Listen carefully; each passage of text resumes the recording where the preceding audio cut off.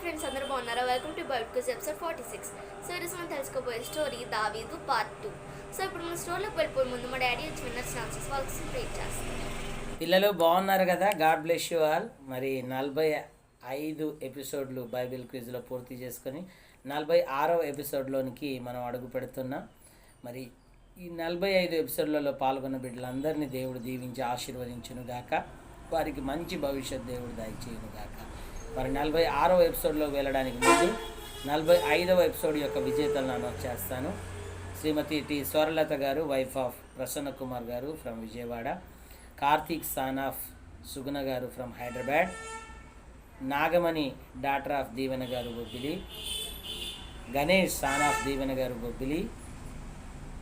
Lucky son of Praveen Varalakshmi garu Bikkavolu.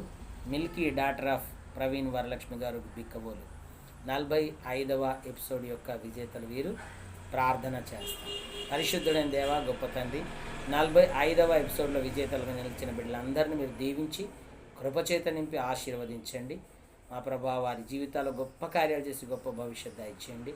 46వ ఎపిసోడ్లోకి వెళ్తుండగా తోడుగుండి ఈ episode ఘనంగా జరిగినట్లు సహాయం చేయండి. అనేకులు పాల్గొని మీ కృపా దీవెనలు పొందుకున్నట్లు సహాయం చేయండి. అలా చేస్తారు కనుక వందనాలు. యేసయ్య ప్రభా, ఇది ఎగ్జామ్ రాస్తున్న బిడ్డలకు ఎగ్జామ్స్లో అద్భుత రిజల్ట్ ఇచ్చేయండి. 10th క్లాస్ ఎగ్జామ్స్ పిల్లలు రాస్తున్నారు, తోడుగుండి అద్భుత రిజల్ట్ ఇచ్చేయండి. గొప్ప కార్యాలు చేసి మహిపొందండి. కృపతో దయతో నింపండి. యేసయ్య శక్తి కలిగిన నామమున ప్రార్థిస్తున్నాను. ఆమేన్.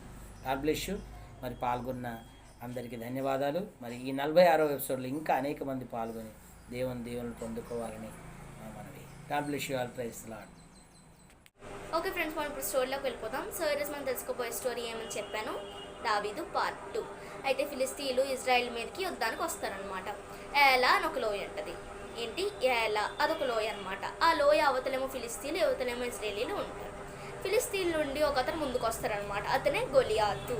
ఫిలిస్తీన్కి 5 ముఖ్య పట్టణాలు ఉంటాయి. 5 ముఖ్య పట్టణాల్లో గాదు అని ఒక ముఖ్య పట్టణం నుండి గొలియాతు వస్తారనమాట.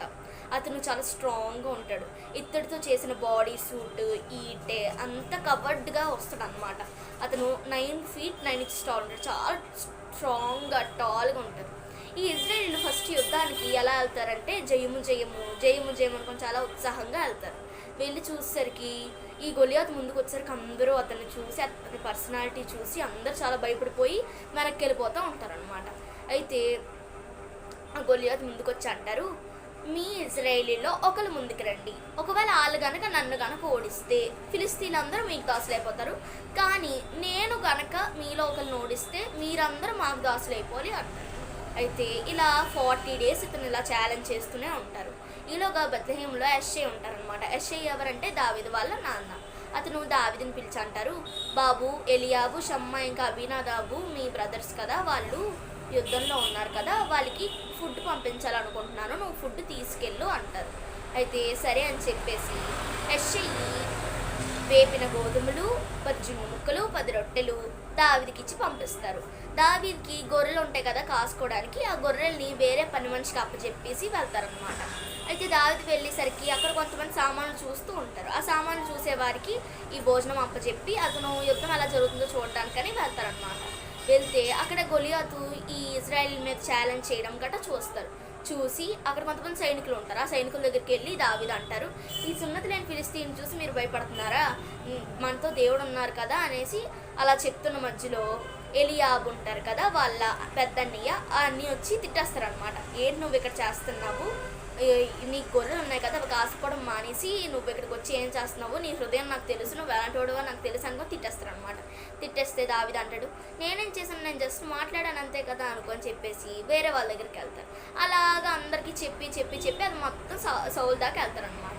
సౌలు దాకా వెళ్తే సౌలు దావీదుని పిలిపిస్తే సౌలు దావీదు రాగానే చూసి ఆశ్చర్యపడిపోతారు. ఎందుకు? దావీదుకి ఓన్లీ 17 years అనమాట. అప్పుడు చాలా చిన్నగా ఉంటారు అతను.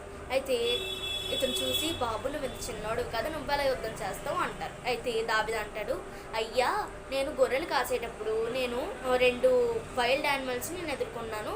ఒకటేమో సింహం, ఇంకోటేమో ఎలుగుబంటి. అవి నా గొర్రెలను ఎత్తుకెళ్ళిపోవడానికి చూసాయి. అయితే ఎలుగుబంటి ఒక గొర్రెను పట్టుకెళ్ళిపోతుంటే దాని నోటి నుండి నేను లాక్కొని దాన్ని చంపేశాను, సింహాన్ని కూడా నేను చంపేశాను అంటారు. అయితే సౌలుకు కూడా మరి వెళ్ళడానికి భయమే కదా, పోన్లే దావీదు యుద్ధం చేయడానికి వచ్చాడని, సరే బాబు ఎల్లు అనేసి అతనికి బాడీ సూట్ తెప్పించి వేస్తారనమాట.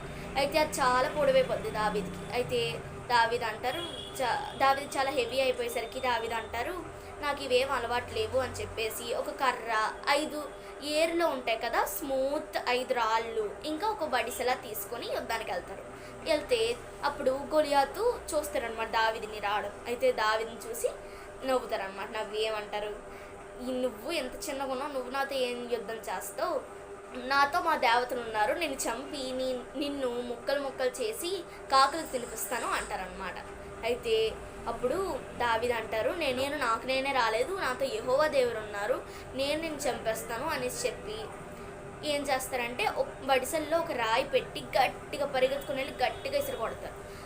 గొలియాతు మొత్తం కవర్ అయి ఉంటుంది కానీ 4 హెడ్ మాత్రం కవర్ అయి ఉండదు అనమాట. కరెక్ట్గా అది కొట్టేసరికి అది కరెక్ట్గా వెళ్ళి ఇక్కడ తగులుతుంది అనమాట.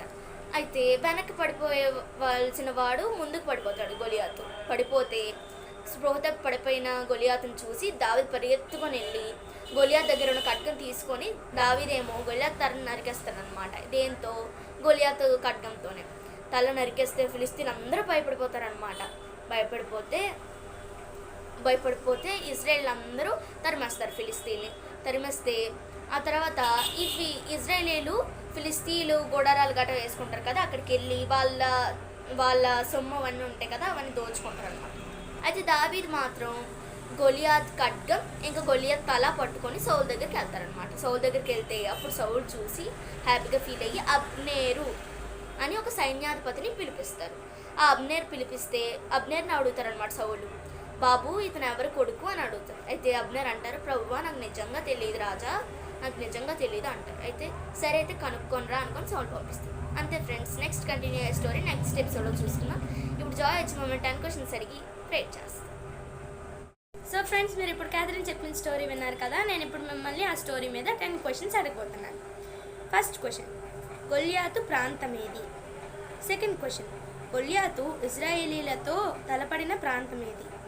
థర్డ్ క్వశ్చన్, గొలియాతు ఎత్తు ఎంత? ఫోర్త్ క్వశ్చన్, తండ్రి అయిన యెష్షయి తన కుమారుడైన దావీదుకిచ్చి పంపిన వస్తువులేవి? ఫిఫ్త్ క్వశ్చన్, దావీదు జన్మస్థలం ఏది? సిక్స్త్ క్వశ్చన్, దావీదును ఎదుర్కొన్న జంతువులేవి? సెవెంత్ క్వశ్చన్, యెష్షయి యొక్క కుమారులు ఎంతమంది? ఎయిత్ క్వశ్చన్, దావీదు యుద్ధ ఆయుధాలు ఏవి? నైన్త్ క్వశ్చన్, దావీదు యుద్ధానికి వెళ్తూ పట్టుకెళ్ళిన రాళ్ళు ఎన్ని? 10th క్వశ్చన్, సౌలు సైన్యాధిపతి పేరేమి? సో ఫ్రెండ్స్, మీరు ఇప్పుడు ఈ క్వశ్చన్స్ అన్నారు కదా, ఇప్పుడు మనం ప్రే చేసుకుందాం. యేసయ్య ఎవరెవరైతే బైబిల్ క్విజ్లో పార్టిసిపేట్ చేస్తున్నారో వాళ్ళందరికీ తోడుగా ఉండండి, వాళ్ళ స్టడీస్లో వాళ్ళకి తోడుగా ఉండండి, వాళ్ళు ఎక్కడికి వెళ్ళినా వాళ్ళకి తోడుగా ఉండండి, వాళ్ళ ఫ్యామిలీ మెంబర్స్ అందరినీ దీవించండి. యేసు రక్షణ తండ్రి. Okay friends, bye.